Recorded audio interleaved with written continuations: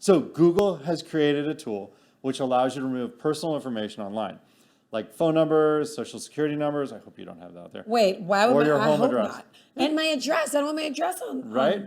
Well, this could be used for creating a credit card in your name. So there's a real threat to your own personal bits of information there. Carry on, So I'll see if I'm. what you need to do is head to the Google support page at support.google.com Okay. and type request to remove your personal information on Google.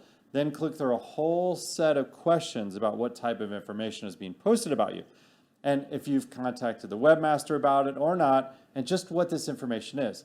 Now, this is what I'd call the nuclear option, and it's going to be a way to keep Google from Googling it. But it won't in every case take the data down. That is, if the website owner is unscrupulous. So here's what I like to do. Google's put into place another web form to remove data from the search history on you that may come from another party.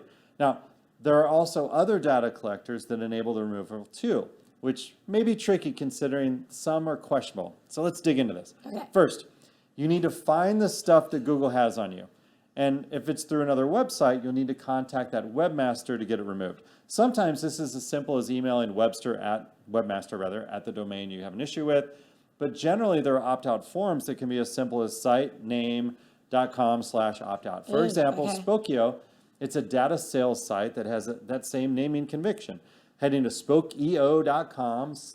spokeo.com/OPTOUT, where they post a page to you where you can provide an email address and the URL that they've collected on you. So I did this, they send me a confirmation back, but you don't want to lose your real email on that because remember, these guys are data aggregators. So I'd use a burner email address, like a 5-minute temporary burner one. Yeah, there's all kinds of email address. You can get an email address for like 2 minutes. Because look, these guys, Georgia, they're in the data collection business. So if you email them, they're like, oh, thank you for giving me your georgia.foy@gmail to put Thank you for right giving my in. government name too. I appreciate it. Right? So Oh my gosh. once you're off their web for that third-party site like Okay. Spokeo, All right. you need to then get Google to drop it from their cache, and that's the page for searching. So they have a search term you can put in Google called remove outdated content from search. They made this so easy. And now it's visible once you log on via your Gmail account and create a new request. Then you can paste the URL on Google that you want to have deleted in there.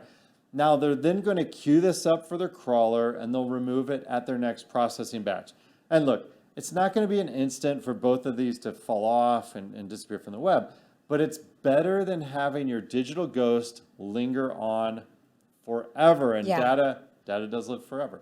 So what do you do in the future? Well, you can use numbers for your phone like Google Voice that don't ring your own phone when you sign up for reward programs or burner email addresses. Wow. Like when you use one-time orders from rogue websites. Okay. You know, for this reason of spam and limited footprint online, I just stick with eBay. If it's a weird site, I'll use PayPal checkout on those rogue sites.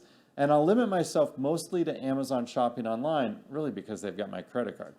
Now, sure, it's making the fat cats fatter, but at least I don't need to get my name on yet another mailing list. Okay, so you have a burner email address. Do you have a burner phone? Oh, I ain't got Do I one need of to them. know more Just about Burner you? Sims. What up?